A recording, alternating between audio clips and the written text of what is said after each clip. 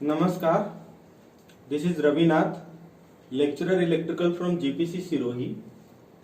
Paralleling की बात हम आगे करेंगे, अल्टरनेटर की। सिंक्रोनाइजिंग करंट, सिंक्रोनाइजिंग पावर की बात करेंगे और लोड शेयरिंग की बात करेंगे। उसमें एक्साइटेशन वेरी करने से, फ्यूल सप्लाई या स्टीम सप्लाई वेरी करने से पैरेललिंग पे क्या फर्क पड़ता है उसकी बात करेंगे। लोड शेयरिंग पे क्या फर्क पड़ता है उसकी बात करेंगे।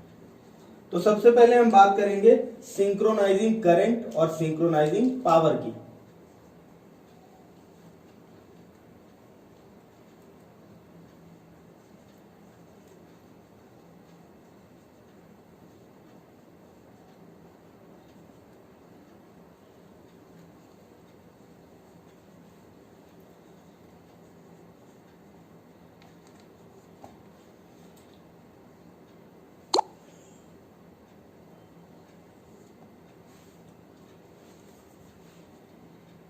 वन लाइन डायग्राम ड्रॉ करेंगे दो अल्टरनेटर का।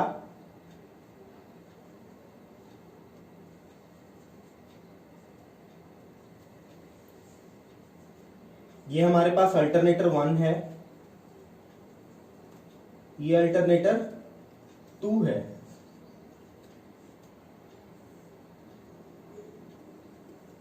और ये वन लाइन डायग्राम है, ये ब्रेकर के थ्रू लोड कनेक्टेड है एक्सटर्नल सर्किट में।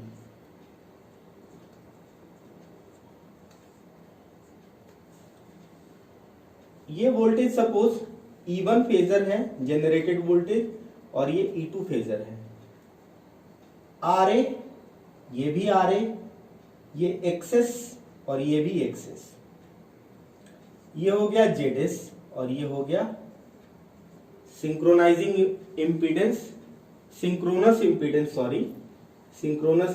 ZS, synchronous reactance XS। यहां हम कन्वीनियंस के लिए बात करेंगे, RA को नेग्लिजिबल मान लेंगे तो ZS XS के बराबर हो जाएगा, सिंक्रोनस रिएक्टेंस और सिंक्रोनस इंपीडेंस बराबर हो जाएगा। यदि हम बात करें इफ E1 फेजर बराबर है E2 फेजर के, मतलब कि मैग्नीट्यूड और एंगल E1 E2 दोनों का बराबर है, और ये केस है नो डिस्टरबेंस का।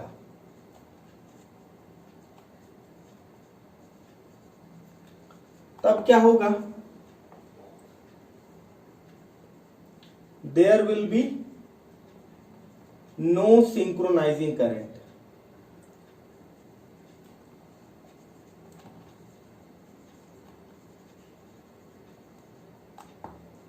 सिंक्रोनाइजिंग करंट ISY हो जाएगा 0,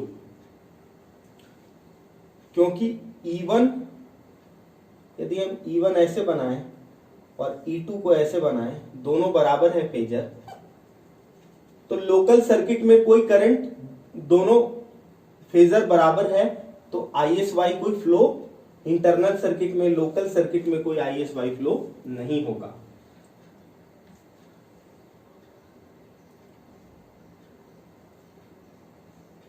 zero synchronising current in local circuit, synchronising power PS by, synchronising power भी 0 होगा। ये तो हो गया सिंपल केस। अब हम बात कर रहे हैं कि दो अल्टरनेटर, सिंक्रोनाइजिंग करंट और सिंक्रोनाइजिंग पावर, हम दो अल्टरनेटर के केस की बात करेंगे। एक अल्टरनेटर और बस बार की नहीं करेंगे, वो हमारे सिलेबस में नहीं है। अब हम बात करते हैं कि यदि दोनों अल्टरनेटर के वोल्टेज का मैग्नीट्यूड बराबर हो, E1 बराबर E2 मैग्नीट्यूड E है, लेकिन दोनों के बीच में फेज एंगल है, मतलब कि डिस्टरबेंस है, ये हम मान के चलते हैं E1 और ये है E2। E2 में कोई डिस्टर्बेंस आ गया, हालांकि मैग्नीट्यूड E1 E2 का बराबर है। ये E2 फेजर है, ये E1 फेजर है, तो E1 बराबर E2 है। और इन दोनों के बीच एंगल है अल्फा डिग्री का। तो इनका रिजल्टेंट वोल्टेज कितना होगा? इसका रिजल्टेंट वोल्टेज होगा दिस। इससे पहले हमने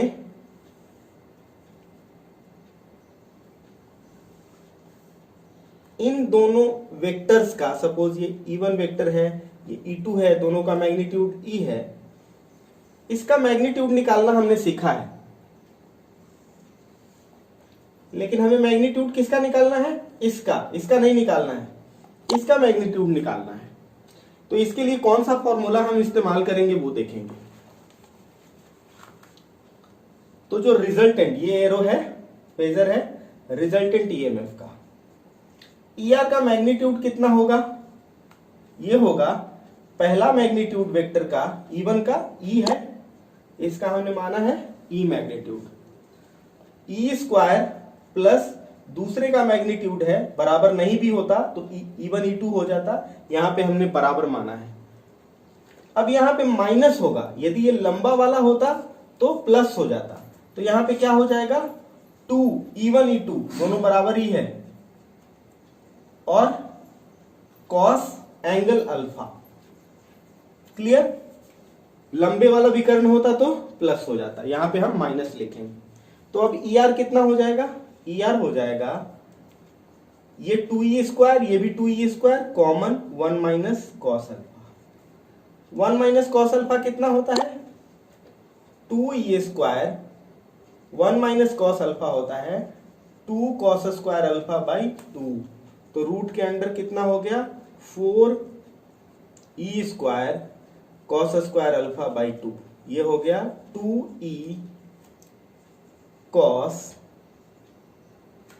sorry this is sine square alpha, ये है साइन स्क्वायर अल्फा, प्लस होगा तो कॉस स्क्वायर अल्फा होगा। बड़े वाले विकर्ण के केस में कॉस होगा, छोटे वाले के केस में, माइनस के केस में हो जाएगा साइन स्क्वायर अल्फा। तो यहां पे ये हो जाएगा 2E साइन अल्फा बाई 2। ये हो गया ER का मैग्नीट्यूड, ये हो गया। अब हम बात करते हैं ISY की। जब हमने RA को नेग्लेक्ट कर दिया तो ISY का डायरेक्शन होगा ER के परपेंडिकुलर में होगा, मतलब इन दोनों का जो रिजल्टेंट वोल्टेज होगा उसका परपेंडिकुलर इस डायरेक्शन में होगा सिंक्रोनाइजिंग करंट, और ये एंगल होगा अल्फा बाई 2। ये वेरी क्लियर है, क्योंकि सर्किट कैसा है? लोकल सर्किट, इंडक्टिव है, तो वोल्टेज से 90 डिग्री लैगिंग ही होगा करंट, सिंक्रोनाइजिंग करंट। क्लियर? तो अब हम बात करते हैं ISY की। ISY कितना होगा? जो रिजल्टेंट वोल्टेज है लोकल सर्किट का ER upon total local circuit का इंपीडेंस कितना है? ZS, जो कि हमने इस केस में एक्सेस माना है, 2XS। 2 ZS है लोकल सर्किट का इंपीडेंस, और ZS के बराबर हमने RA को 0 माना है तो 2XS हो गया। तो ER कितना हो गया? 2E sine alpha by 2 upon 2XS। ये कितना हो गया?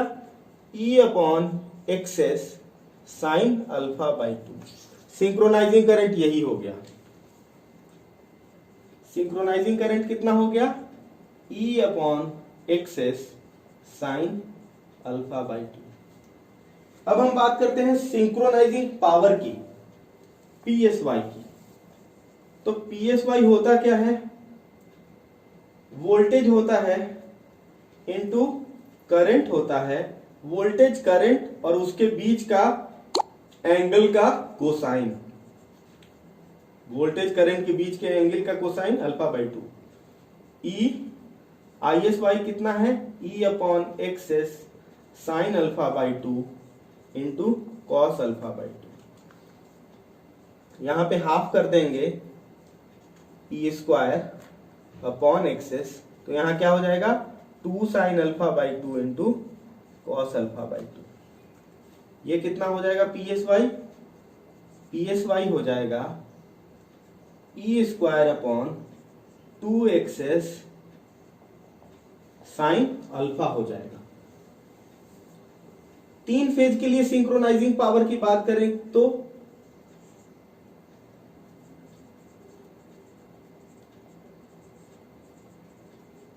ये हो जाएगा 3e square upon 2 access sine alpha. तो इस तरह से सिंक्रोनाइजिंग करंट और सिंक्रोनाइजिंग पावर की बात कर ली। अब इसके अहमियत की बात करेंगे, इसके इंपॉर्टेंस की बात करेंगे। अब हम बात करेंगे इफेक्ट ऑफ अनइक्वल वोल्टेजेस। दो अल्टरनेटर का वोल्टेज अनइक्वल है, तो वहां पे सिंक्रोनाइजिंग करंट क्या रोल प्ले करेगा। ये तो स्मॉल होगा। तो सपोज कि जो दो वोल्टेज है लोकल सर्किट में उसको अपोजिट में दिखाएंगे, E1 ज्यादा है और E2 कम है, तो इसका जो रिजल्टेंट वोल्टेज होगा वो ज्यादा के डायरेक्शन में होगा, ये ER होगा।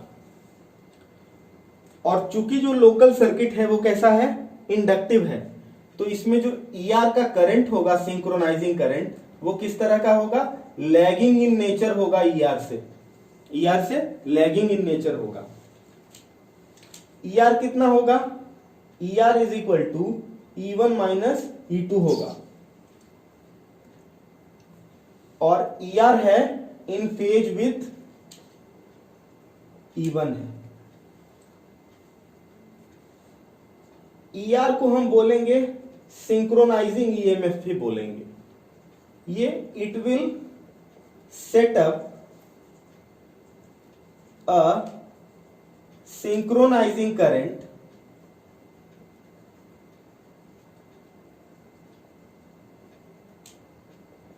इन लोकल सर्किट। दो जनरेटर के बीच के सर्किट को लोकल सर्किट बोलते हैं, और वो कितना होगा, ISY होगा। ISY will lag the resultant voltage ER और ESY by almost 90 degree.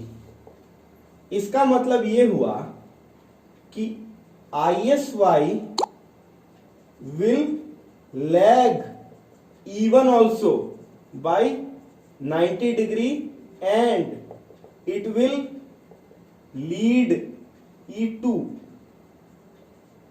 by 90 degree, approximately 90 degree. इसका मतलब ये हुआ कि सिंक्रोनाइजिंग करंट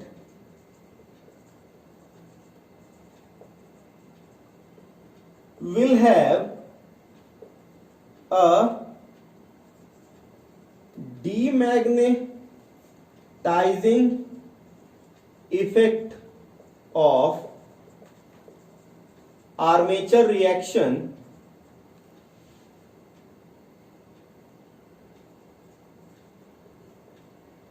on alternator 1 जिसका वोल्टेज ज्यादा है, and it will have magnetizing effect on alternator 2। तो इससे क्या होगा कि E1 will decrease और E2 will tend to decrease, E2 will tend to increase। इसका मतलब कि जब अनइक्वल वोल्टेजेस होता है तो सिंक्रोनाइजिंग करंट क्या करता है, ISY tries to equalize the voltages of 2 alternators।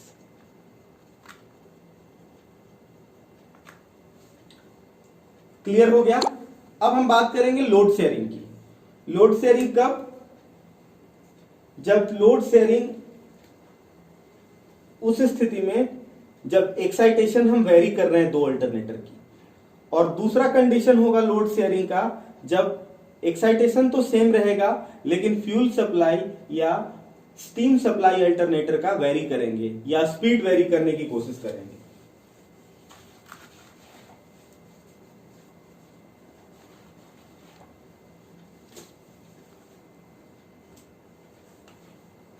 तो पहले हम बात करते हैं effect of change in excitation keeping steam supply constant. Speed constant, steam supply, frequency एक ही चीज है, तीनों कांस्टेंट। बिना फ्रीक्वेंसी को बदले हम एक अल्टरनेटर के एक्साइटेशन को बढ़ा घटा देंगे। तो इसको हम ग्राफिकली समझेंगे। ये हमारा पावर ट्रायंगल है। डिस्टरबेंस से पहले, एक्साइटेशन चेंज से पहले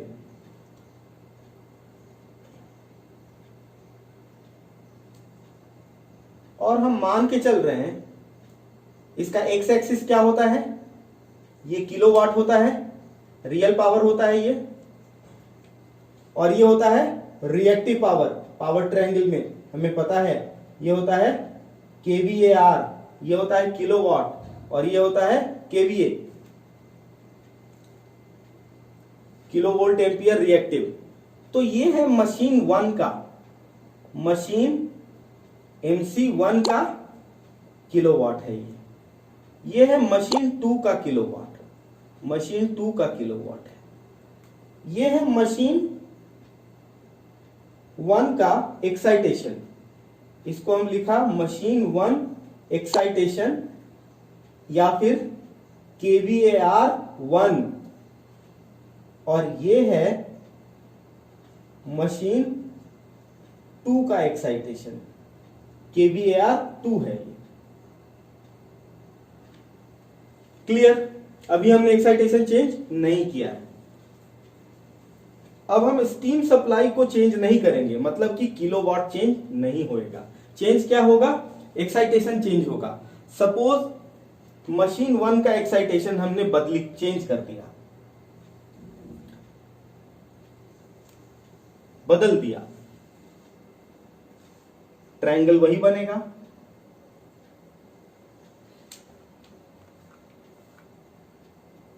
अब दोनों मशीन का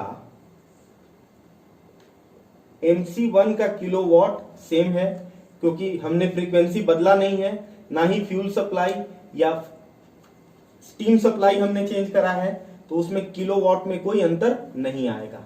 यह है मशीन 2 का किलोवाट। क्लियर? लेकिन एक्साइटेशन हमने बदला है। पहले वाले का एक्साइटेशन हमने हाई कर दिया, ये एक्साइटेशन हो गया मशीन 1 का, मशीन 1 का एक्साइटेशन हो गया। ये एक्साइटेशन हो गया मशीन 2 का एक्साइटेशन हो गया। मशीन 2 का ये kVAR 2 हो गया, this is kVAR 1। Clear?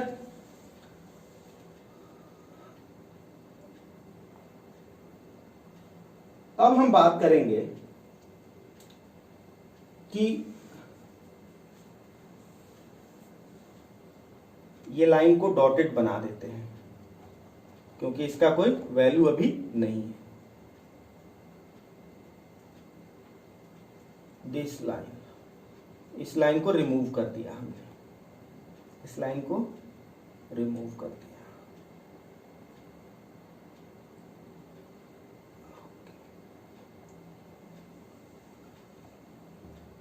Clear? ये है φ1, दोनों फाई है, दोनों एंगल बराबर था, बराबर बराबर किलोवाट और केवीआर दोनों शेयर कर रहे थे। इसमें क्या हुआ, ये फाई बढ़ गया, मतलब फाई 1 इंक्रीज हो गया और फाई 2 डिक्रीज हो गया। देखने में आ रहा है, फाई 2 डिक्रीज हो गया, फाई 1 बढ़ गया।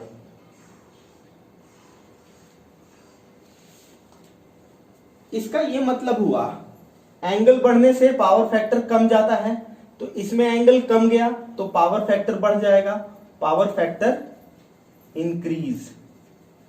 यहां पे power factor decrease. Clear?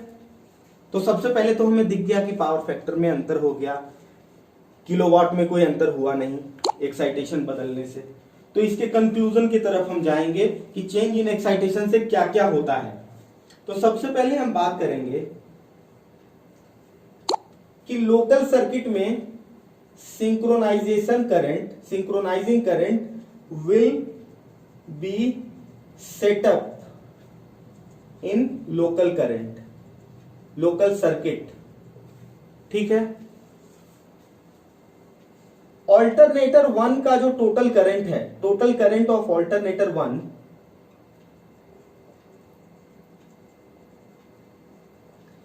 Total current का मतलब load current plus synchronising current will increase. I1 इसको माना, I1 है लोड करंट पहले का plus synchronising current, this will increase. Alternator 2 की बात करते हैं तो टोटल करंट इसका load current minus synchronising current होगा, तो it will decrease, I2 will decrease. मतलब कि पहला अल्टरनेटर ज्यादा करंट शेयर करेगा, दूसरा अल्टरनेटर कम शेयर करेगा करंट एक्साइटेशन बढ़ाने से। ये क्लियर हो गया। लेकिन किलोवाट सेम है, क्योंकि स्टीम सप्लाई फ्रीक्वेंसी सेम है, स्पीड सेम है। Kilowatt of 2 alternator will remain same।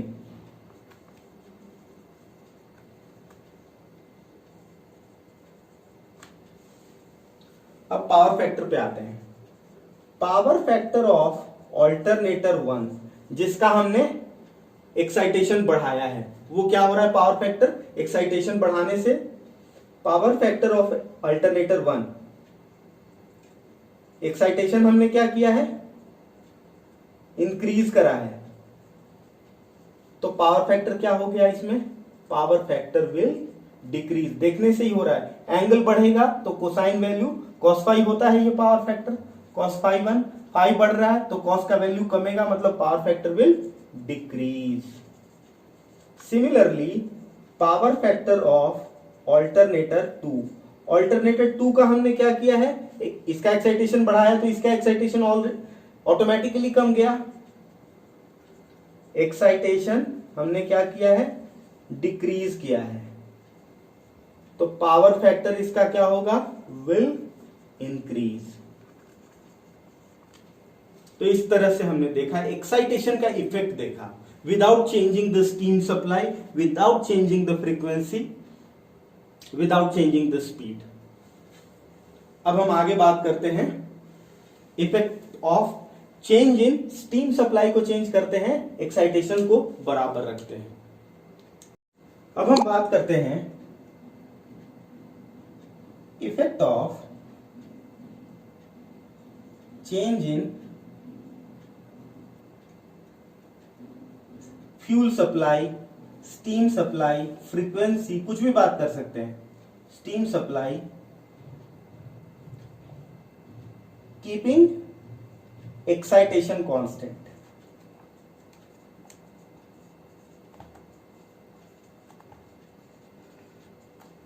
तो अगेन हम ग्राफिकल मेथड इस्तेमाल करेंगे, वेरी इजी टू अंडरस्टैंड। पहले हम मान के चलेंगे कि दोनों ऑल्टरनेटर का हमने कुछ भी चेंज नहीं किया है, स्टीम सप्लाई को चेंज नहीं किया है, और दोनों ऑल्टरनेटर बराबर बराबर अपना किलोवाट और केवीएआर सप्लाई कर रहे हैं। पावर ट्रायंगल है ये। अगेन ये मशीन 1 का किलोवाट हो गया, मशीन 1 का किलोवाट हो गया, ऐसे लिखते हैं किलोवाट 1, और ये हो गया मशीन 2 का किलोवाट 2 हो गया। This is 5, this is also 5, क्योंकि हमने माना है कि दोनों बराबर बराबर किलोवाट भी है और केवीआर भी है। ये है मशीन 1 का एक्साइटेशन है, और ये है मशीन 2 का एक्साइटेशन है। क्लियर? इसको हमने माना केवीएआर 2, और ये केवीएआर 1। ठीक है, अब हम चेंज क्या करेंगे? Steam supply. इससे हमारा किलोवाट चेंज हो जाएगा, किलोवाट चेंज हो जाएगा।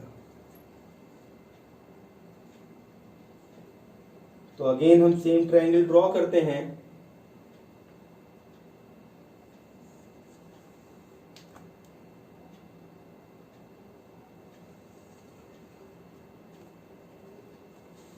थोड़ा बड़ा ट्रायंगल ड्रॉ हो गया, इसको छोटा कर देते हैं।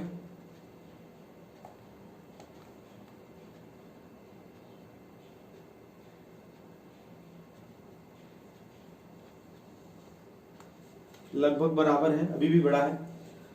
तो मशीन 1 का हमने क्या किया? मशीन 1 का स्टीम सप्लाई बढ़ा दिया, किलोवाट 1 को इंक्रीज कर दिया। मशीन 2 ऑटोमेटिकली किलोवाट सप्लाई कर रहा था, वो कम गया, किलोवाट 2 कम गया। और इफेक्टिव दिखना है तो हम यहां कर देते हैं, और क्लियर दिखना है। लेकिन हमने एक्साइटेशन नहीं किया है चेंज, कीपिंग एक्साइटेशन कांस्टेंट। तो एक्साइटेशन जो था मशीन 1 का,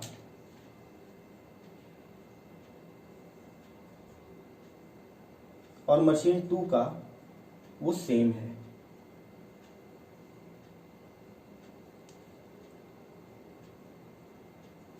क्लियर? इसको हम डैश लाइन कर सकते हैं। अब मशीन 1 केवीए इतना देगा, और मशीन 2 कितना केवीए देगा? स्ट्रेट लाइन ड्रॉ करना है हमें ताकि गुड लुक हो। ये मशीन 1 का केवीए 1 है, और ये है केवीए 2 है। अब हम बात करते हैं, इससे पहले वाले केस में भी केवीए 1 केवीए 2 चेंज हो जाएगा, वो भी ध्यान रखने की बात है। अब हम बात करते हैं पावर फैक्टर की। सबसे पहले किलोवाट बदल गया, excitation MC1 excitation, MC2 excitation. अब जो ये phi2 हो गया और ये phi1 हो गया, तो हम देख रहे हैं कि ये एंगल कम हो गया, मतलब इसका पावर फैक्टर स्लाइटली इंक्रीज हो गया। ये एंगल अधिक हो गया, मतलब इसका पावर फैक्टर स्लाइटली डिक्रीज हो गया। अब हम इसका इफेक्ट देखते हैं। इसका इफेक्ट है कि जिस मशीन का हमने स्टीम सप्लाई बढ़ाया है, उसका रोटर एंगल इंक्रीज हो जाएगा। द रोटर एंगल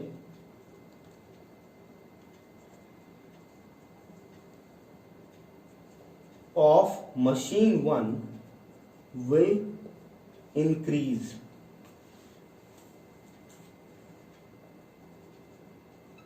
इसका क्या मतलब हुआ कि E1 will increase in phase with respect to E2 by an angle alpha. Suppose वो रोटर एंगल अल्फा बढ़ा है, और क्या होगा? ISY synchronizing current will be set up in the local circuit.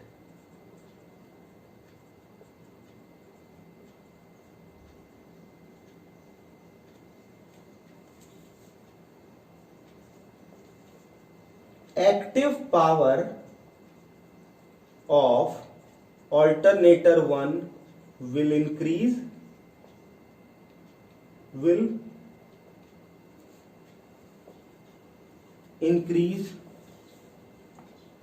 and that of alternator 2 will decrease. Alternator 1 का active power बढ़ेगा और alternator 2 का एक्टिव पावर घटेगा and total active power supplied by both the alternator will remain same.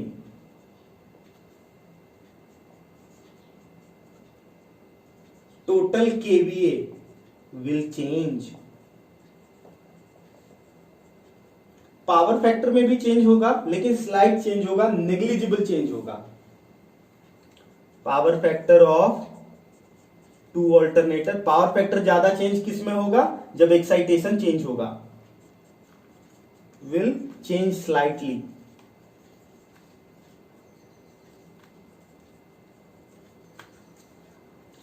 अब हम एक और बात करते हैं.